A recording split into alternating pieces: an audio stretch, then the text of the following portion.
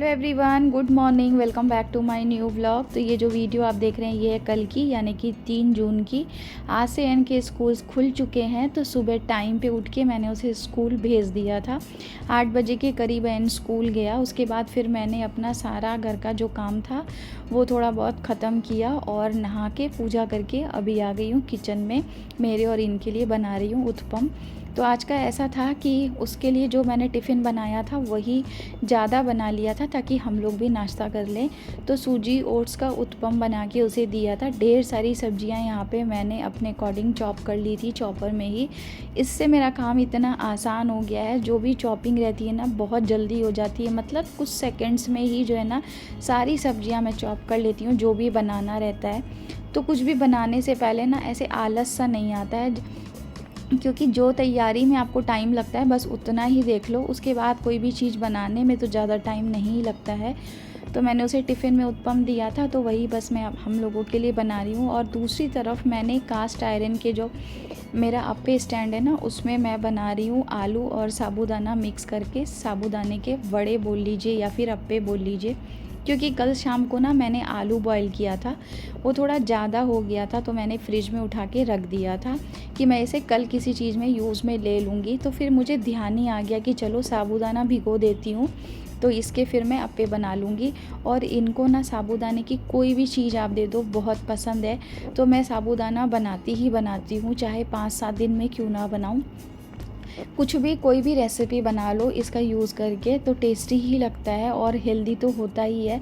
तो इस cast iron की कढ़ाई में ना एकदम थोड़े थोड़े ऑयल में बहुत अच्छी से जो है ना सारे अप्पे सिक गए थे। बस ये है कि ये थोड़ा बड़ा है और कास्ट आयरन को ना थोड़ा सा गर्म होने में और सिकने में ना थोड़ा सा टाइम लगता है। चाहे आप डोसा वगैरह बनाइए कास्ट आयरन के तवे में, या फिर आप इस तरीके से अप्पे बना लीजिए, या फिर कोई भी कबाब वगैरह बनाते वो भी अगर आप इस पे सेक के बनाओगे तो बहुत अच्छी सिकती है।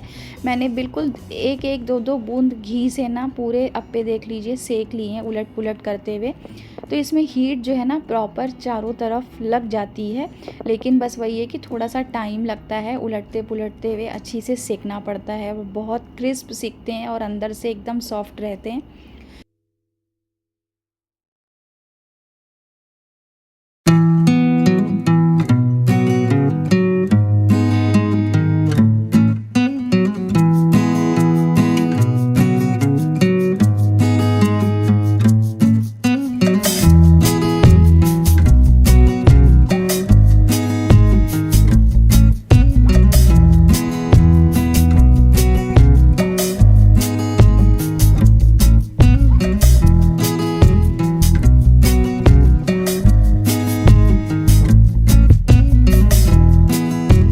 आज उत्पम और जो वड़ा बनाया था साबूदाने का उसके साथ मैंने बनाई थी हरी चटनी, जिसमें मैंने खटास के लिए ना केरी डाली थी। और चटनी आज इतनी टेस्टी बनी थी गाइस। उसमें 2 चीज़ और मैंने डाली थी, वो था सफ़ेद वाला तिल और अखरोट। अगर आप चटनी में ना ग्रीन चटनी में अखरोट नहीं डालते हैं धनिया पुदीने की, तो एक बार मेरे कहने से डाल के देखिएगा, उसका टेस्ट बहुत अच्छा आता है। और जैसे अभी केरी का सीज़न है तो खटास के लिए मैं केरी ही यूज़ करती हूँ, नींबू का रस नहीं डालती हूँ। तो बस यहाँ पे हम लोग का नाश्ता वगैरह हो चुका था। उसके बाद काउंटर टॉप को मैंने अच्छे से क्लीन कर दिया, गैस स्टोव को पोछा और बर्तन वर्तन मांज के सिंक को एकदम खाली कर दिया है फ़िलहाल। तो बस लास्ट में रह गया था ये चॉपर जिसे मैंने साफ़ नहीं किया था, तो उसे भी साफ़ करके रख दिया है। तो बास्केट को बाहर रख देती हूँ ना, तो बर्तन क्या है सूख जाते हैं हवा से, तो फिर उनको जल्दी से उनकी जगह पे लगा देती हूँ। क्योंकि बर्तनों का ऐसा है ना कि होते ही रहते हैं पूरे पूरे दिन, तो जैसे जैसे होते हैं तो मैं हाथों हाथ ही क्लीन कर देती हूँ। जैसे नाश्ते का काम हो गया तो बर्तन साफ़ कर लिए, खाने का हुआ तो उस टाइम पे, तो ऐसे क्या इकट्ठे नहीं होते हैं। उसके बाद फिर मैंने यहाँ पे थोड़ा सा जीरा और काली मिर्ची को थोड़ा सा मिक्स करके मैंने रोस्ट कर लिया था और इस तरीके से पाउडर बना के रख लिया है, मतलब पीस के हल्का सा। ये जो आप सिलपट्टा कह लीजिए या फिर अदरक कूटने वाला कहते हैं, उसमें अगर पीस के इस तरीके से रख लेते हैं ना, तो जैसे दही वगैरह खाना है उसमें डाल लिए, या फिर छाछ मट्ठा इस टाइप से, अब गर्मियाँ हैं जैसे तो पीते हैं, तो ये पिसा हुआ रहता है ना तो फिर इजी रहता है। नहीं तो हाथों हाथ पीसना पड़ता है, क्योंकि अयन को ये जो भुना हुआ जीरा पाउडर होता है ना ये दही में बहुत अच्छा लगता है। तो मैं इस तरीके से पीस के रख लेती हूँ।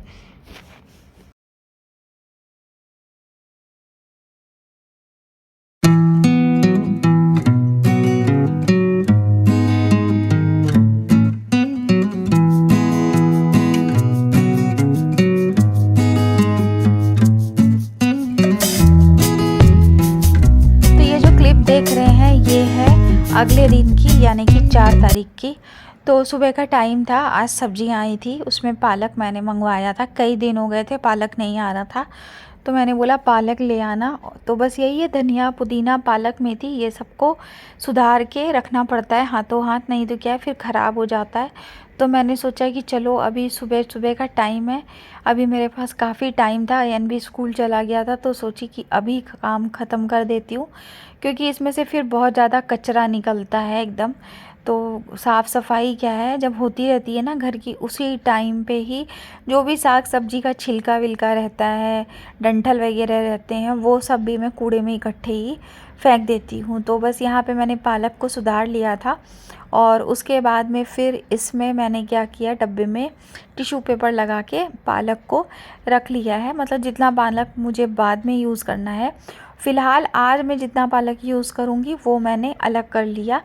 और कुछ कुछ इसमें से ना हल्का हल्का सा लग रहा था कि गल गए हैं पत्ते, उनको मैंने हटा के अलग कर दिया, क्योंकि एक आधे पत्ते भी अगर इसमें ख़राब रहते हैं ना, तो नहीं संभालो तो फिर पूरे के पूरे पत्ते जो है गल जाते हैं।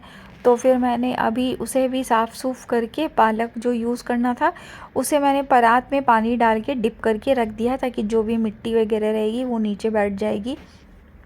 और फिर आ गई थी मैं धनिया पुदीना लेकर के, क्योंकि इसे तो मैं बैठ के साफ़ करने वाली थी। पुदीना बहुत सारा लगता है, 20 रुपए का पुदीना लाऊं ना तो बहुत सारे पत्ते हो जाते हैं। तो बैठ करके आराम से जो है ना, यहाँ पे अभी टीवी चल रही थी, तो मैंने जो है भजन लगा लिया था। सुबह सुबह अच्छा लगता है भजन वजन सुनो तो मन भी लग रहा था और मेरा काम भी हो रहा था साथ के साथ। अभी मैं इस टाइम पे क्या है कि जो भी ये सब काम रहता है ना, वो करके बाद में फिर मैं नहाने के लिए चली जाती हूँ। कभी कभी ऐसा होता है कि जल्दी नहाना हो गया, जैसे कि कोई साग सब्जी सुधारनी नहीं है, कुछ आगे की कोई तैयारी नहीं करनी है, जैसे चटनी वगैरह बनानी है तो उसी की।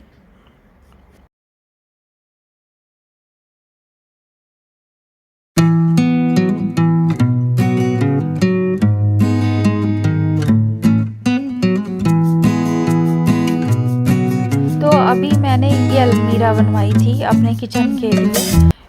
तो यहाँ पे ना ये कॉर्नर खाली था, तो मैंने सोचा कि मैं इसे कैसे यूटिलाइज़ करूँ। यहाँ के लिए एक अलमारी बनवाते हैं, और इसमें जो भी मेरे कांच के जार्स वगैरह हैं किचन में, जो मैं यूज़ करती हूँ दालें वगैरह रखने के लिए, मसाले रखने के लिए, राजमा छोला, ये सब आपको तो पता ही है कितने सारे हम लोगों को जार वगैरह लगते हैं किचन में चीज़ें स्टोर करके रखने के लिए। तो उनके लिए स्पेस भी हमें अच्छा खासा चाहिए होता है। और मेरे किचन में आपको पता ही है कि नीचे की तरफ सिर्फ जो है ना ट्रॉलीज़ दी हुई है, ऊपर कबर्ड वगैरह कुछ भी नहीं है, तो मुझे चीज़ रखने में बहुत ज़्यादा दिक्कत होती थी। तो यहाँ पे फिर मैंने क्या किया, इस नाप की अलमारी बनवा ली, जितना स्पेस यहाँ पे था। तो आज ये अलमीरा आए 2-3 दिन हो चुके थे, मैंने इसे साफ़ नहीं किया था। तो अभी मैंने इसे बाहर से अंदर से एकदम अच्छी से साफ़ कर लिया। पता नहीं इन्होंने कुछ मार्कर वगैरह का यूज़ किया था, तो वो बहुत ज़्यादा ही चिपका हुआ था। पहले मैंने इसे सूखे से कपड़े से साफ़ किया, फिर गीले से, उसके बाद साफ़ नहीं हुआ ना वो इंक का जैसा दाग था उसमें, तो फिर मैंने जो है कॉलिन से क्लीन किया, तो वो फिर अच्छी से साफ़ हो गया था। तो अंदर बाहर से अलमीरा को साफ़ करने के बाद में फिर मैंने इसमें लाइनिंग बिछा दी थी, और उसके बाद फिर जो भी जार्स वगैरह थे वो सारे इसमें रख दिए।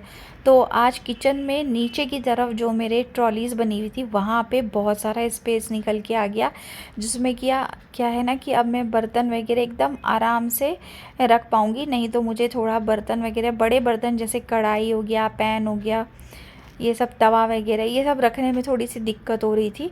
तो अब क्या है, सारी चीज़ें अच्छी से आ जाएगी, तो स्पेस तो चाहिए ही होता है। और हम इंडियंस घर में कितना भी स्पेस हो, वो धीरे धीरे धीरे धीरे करके बढ़ता ही जाता है, वो चीज़ें भी छोटी लगने लग जाती है एक टाइम के बाद।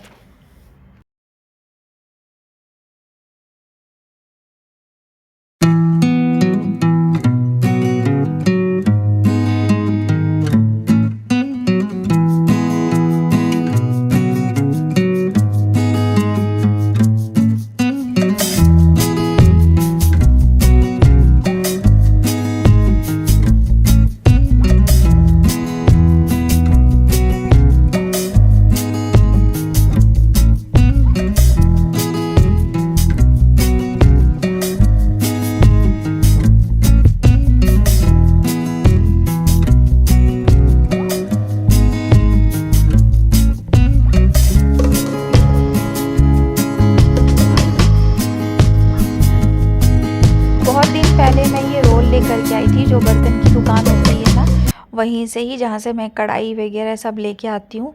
तो ये ना एक जगह पे बस मैंने यूज़ किया था भगवान के मंदिर में बिछाने के लिए, बाकी एज़ इट इज़ रखा हुआ था। कई दिनों के बाद आज इसका भी नंबर आ गया, तो पूरे जो है ना मैंने अलमीरा में अंदर और बाहर ये लाइनिंग बिछा दी, और थोड़ी सी ये कम पड़ गई।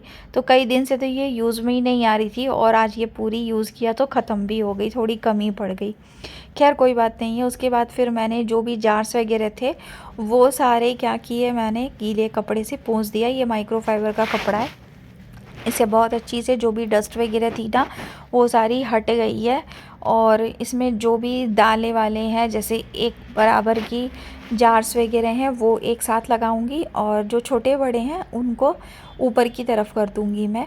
और अभी मैं एक नेस्टीसिया से जो है ना स्टोर से उनके जार का सेट लेके आई थी, 4 का सेट है, वो मैं आपको नेक्स्ट व्लॉग में दिखाऊंगी। और कुछ मैं अभी और लेके भी आने वाली हूँ। तो जैसे हमने चेक किया था ऑनलाइन में 5% का ऑफ़ दे रहे थे, और स्टोर से अगर ले रहे थे तो 5% वो स्टोर का ऑफ़ दे रहे थे, मतलब टोटल आपको 10% का ऑफ़ मिल जा रहा था। तो फिर मैं सोची कि चलो मतलब मॉल तो आते जाते रहते ही हैं, किसी भी टाइम जाऊंगी तो ले आऊँगी। और अभी मैं एक बार गई थी तो 4 का जो जार का सेट है वो लेके आई थी। तो सारी चीज़ें मैंने अच्छी से जचाई। उसके बाद अब कोई भी चीज़ हमें दोबारा से अगर लेनी है तो हम एकदम इजी वे में चेक कर सकते हैं कि हमारे पास क्या चीज़ ख़त्म हो गई है और क्या लेके आना है।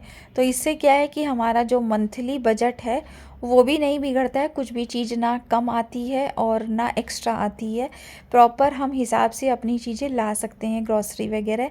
तो जितने भी जार्स वगैरह थे मैंने इक्वल एक सार लगा दिए हैं, दालें वगैरह सब जो कि मैं डेली में यूज़ करती हूँ। और राजमा, छोला, चना ये सब तो जैसे वीक में एक दिन बनाते हैं तो उनको मैंने पीछे की तरफ कर दिया है।